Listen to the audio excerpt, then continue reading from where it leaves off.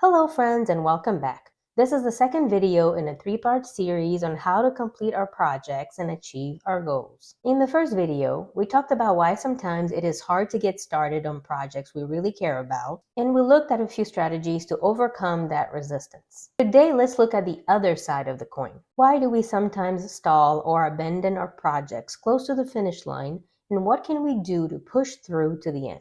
I want to start off by saying that you should only push through projects that really matter to you.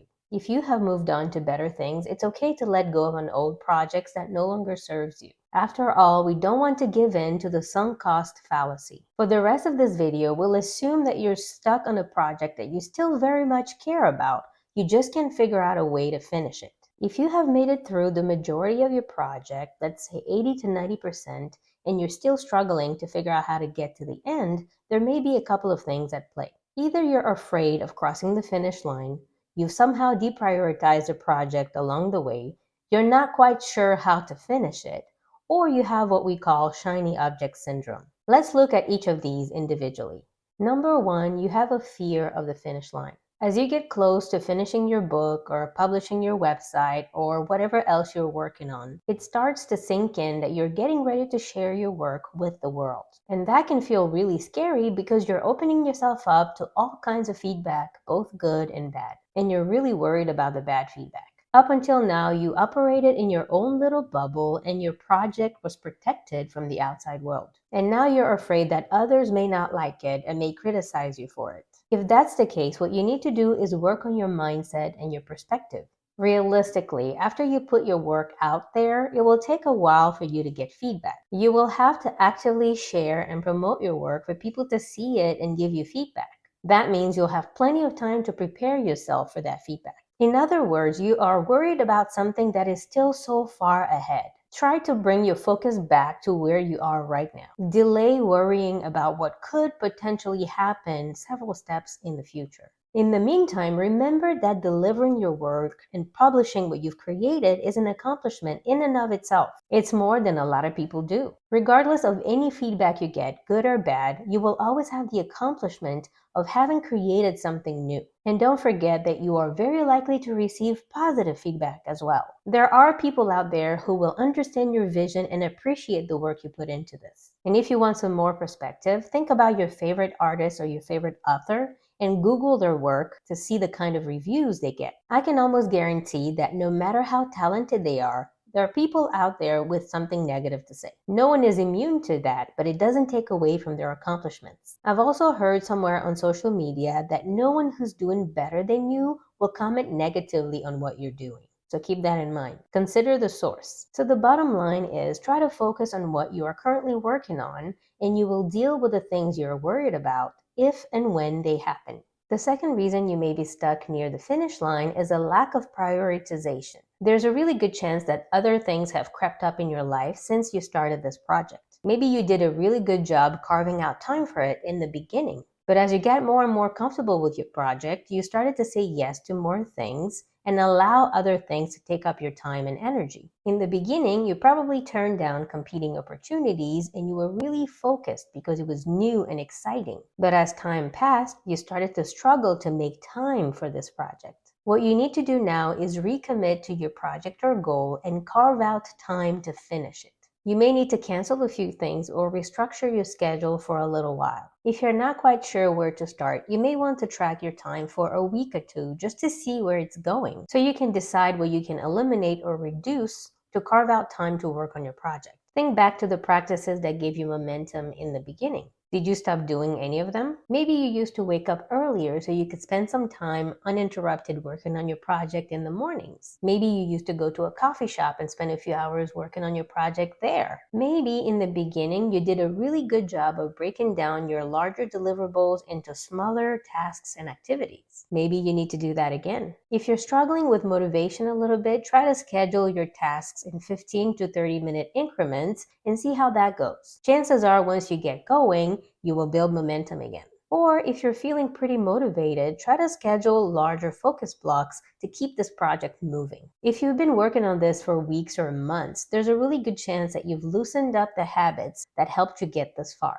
Try to reinstate those until you're done. You are so close. Another thing to consider if you're struggling with motivation at this point is to create outward accountability. If it's something you're again ready to release or publish, let people know when you will be done. Announce the official launch date or publication date. That should give you a sense of urgency. Or, if that sounds too extreme, you can find an accountability partner who's working on their own thing so you can support each other. You can plan body doubling sessions when you work alongside each other. Schedule regular meetings or calls to check on each other's progress and keep each other motivated. At this point of the project, it's a good idea to enlist the help of others. Do what you need to do to reprioritize this project until it's done.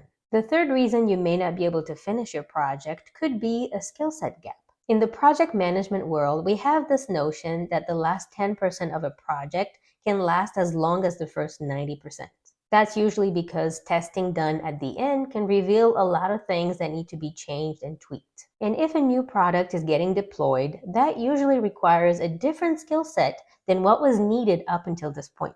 And this transition in skill set can create a lot of delays in the project. In our personal projects, it can also feel like the last stretch is the hardest. Maybe you put off your least favorite or the most difficult tasks until the very end, and now you have to do them. If so, I would treat all the remaining parts as individual mini projects, break it up into smaller tasks, and schedule each of the small tasks. Most of the advice I shared in the first video would help you with completing these mini projects. But maybe the last portion of your project requires a skill set that you don't yet have. So to move forward with this project, you will need to decide whether you want to learn those skills yourself or whether you want to outsource this to someone else. Maybe you already know someone with the skill set you need to finish your project. Maybe it's a friend, maybe it's a mentor. Talk to them and see if they can help. Maybe you can offer to help them with something in exchange or just take them out to dinner to thank them for helping you.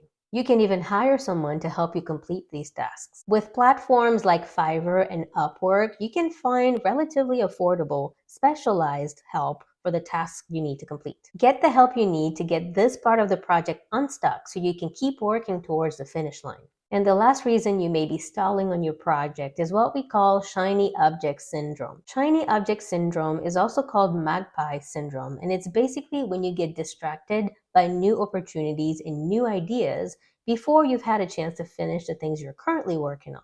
But if you don't see things through, you will never reap the benefits of your cool ideas. What you need to do here is limit your sources of inspiration. Inspiration is a good thing, but too much inspiration can be a distraction. Yes, on one hand, you may be suffering from senioritis and lack of motivation, so you really feel the need to be inspired.